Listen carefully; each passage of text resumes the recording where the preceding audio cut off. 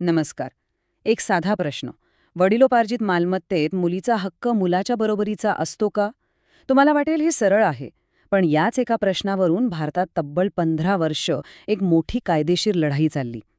आज आपण त्याच प्रवासाचा आढावा घेणार आहोत, ज्याने कोट्यवधी महिलांच्या हक्कांची व्याख्याच बदलून टाकली. तर हाच तो प्रश्न आहे ज्याने आपल्या न्यायव्यवस्थेला अक्षरशः अनेक वर्ष गोंधळात टाकलं होतं. वडिलोपार्जित मालमत्तेत मुलींना मुलांइतकाच म्हणजे अगदी समान वाटा मिळायला हवा का? याचं उत्तर शोधण्यासाठी आपल्याला आधी काही मूलभूत गोष्टी समजून घ्याव्या लागतील. ठीक आहे, तर मग सुरुवात करूया. आणि सगळ्यात आधी मालमत्ता हक्कांशी संबंधित काही महत्त्वाच्या संकल्पना अगदी सोप्या भाषेत समजून घेऊया. बघा, मालमत्ता ना साधारणपणे 2 प्रकारची असते. एक असते वडिलोपार्जित मालमत्ता, म्हणजे जी आपल्या वडिलांना, आजोबांना, पणजोबांना वारसा हक्काने मिळालेली असते. आणि दुसरी असते स्वसंपादित मालमत्ता, म्हणजे जी एखादी व्यक्ती स्वतःच्या कष्टाने, कमाईने विकत घेते किंवा उभी करते.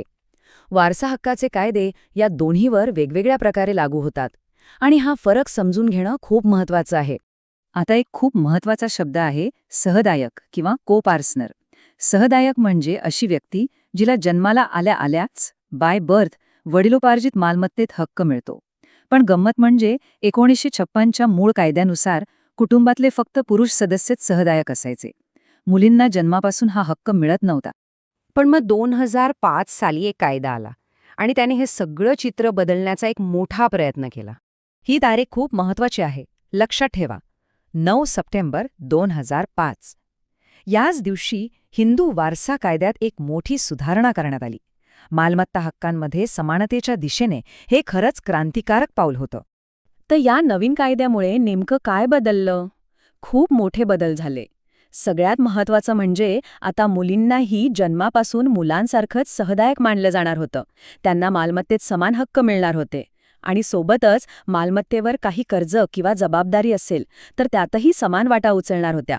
पण गंमत बघा, ज्या कायद्याने सगळं स्पष्ट करायला हवं होतं त्यानेच एका मोठ्या कायदेशीर गोंधळाला जन्म दिला.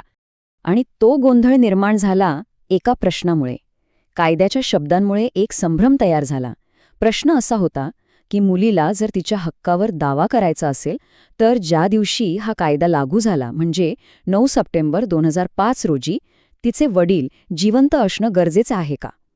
याच एका प्रश्नामुळे पुढच्या संघर्षाची ठिणगी पडली. पण तुम्हाला आश्चर्य वाटेल की पुढची अनेक वर्ष आपल्या देशाच्या सर्वोच्च न्यायालयानेच ह्याच एका प्रश्नावर 2 पूर्णपणे वेगळी, एकमेकांच्या विरुद्ध जाणारी उत्तरं दिली. हा सगळा कायदेशीर गोंधळ आहे ना, तो या 2 महत्त्वाच्या केसेसमधून आपल्या समोर आला. एक होती 2016 मधली प्रकाश विरुद्ध फुलवती केस आणि दुसरी होती 2018 मधली दानम्मा विरुद्ध अमर केस. आणि या दोन्ही केसेसमध्ये सुप्रीम कोर्टाने परस्पर विरोधी निकाल दिले. आता हा विरोधाभास किती मोठा होता ते बघा. 2016च्या प्रकाश विरुद्ध फुलवती केसमध्ये कोर्टाने म्हटलं की हो, मुलीच्या हक्कासाठी 9 सप्टेंबर 2005 रोजी वडील हयात असणं बंधनकारक आहे. पण त्यानंतर फक्त 2च वर्षांनी 2018मध्ये दानम्मा विरुद्ध अमर केसमध्ये कोर्टाने आपलाच आधीचा निर्णय फिरवला आणि सांगितलं की नाही, वडील त्या तारखेला हयात असण्याची काहीही गरज नाही.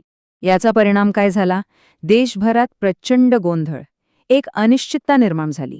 देशभरातल्या खालच्या कोर्टांसमोर आणि अनेक कुटुंबांसमोर प्रश्न होता की यापैकी कुठला निकाल मानायचा, 2016चा की 2018चा? शेवटी हा सगळा गोंधळ संपवण्यासाठी 2020 साली सुप्रीम कोर्टाच्या एका मोठ्या बेंचला यामध्ये लक्ष घालावं लागलं, जेणेकरून या प्रश्नाचं एक अंतिम आणि कायमस्वरूपी उत्तर मिळेल. 2020 मध्ये विनीता शर्मा विरुद्ध राकेश शर्मा या केसने या सगळ्या कायदेशीर नाट्यावर शेवटचा पडदा टाकला. हा वाद कायमचा मिटवण्यासाठी ही केस एका मोठ्या खंडपीठासमोर आणली गेली. यावेळी केस ऐकण्यासाठी 3 न्यायाधीशांचं खंडपीठ बसवण्यात आलं. आणि हे महत्त्वाचं का आहे?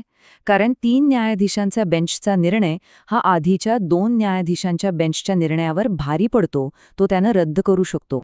आणि मग आला तो ऐतिहासिक आणि अंतिम निकाल. सर्वोच्च न्यायालयाने अगदी स्पष्ट शब्दात सांगितलं की मुलीचा मालमत्तेवरील हक्क हा जन्माने मिळतो, तो तिच्या वडिलांच्या हयातीवर अवलंबून नाही. त्यामुळे 9 सप्टेंबर 2005 रोजी वडील हयात होते की नव्हते हा प्रश्नच गैरलागू आहे. तर मग या 15 वर्षांचा मोठ्या कायदेशीर लढाईनंतर आजची परिस्थिती काय आहे? मुलींचे हक्क नक्की काय आहेत? चला महत्वाचे मुद्दे पाहूया. याचा अर्थ अगदी सरळ आणि स्पष्ट आहे. पहिला म्हणजे मुलगी मुलाप्रमाणे जन्माने सहदायक आहे.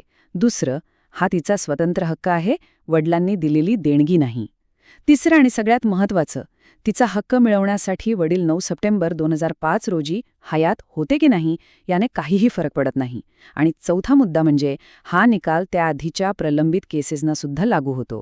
या कायदेशीर विजयाने समानतेचा पाया तर रचलाय, पण एक प्रश्न उरतोच.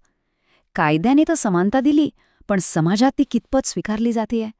मुलींना त्यांचा हा हक्क मिळवण्यासाठी आजही सामाजिक आणि कौटुंबिक पातळीवर कोणत्या अडचणींना तोंड द्यावं लागतं?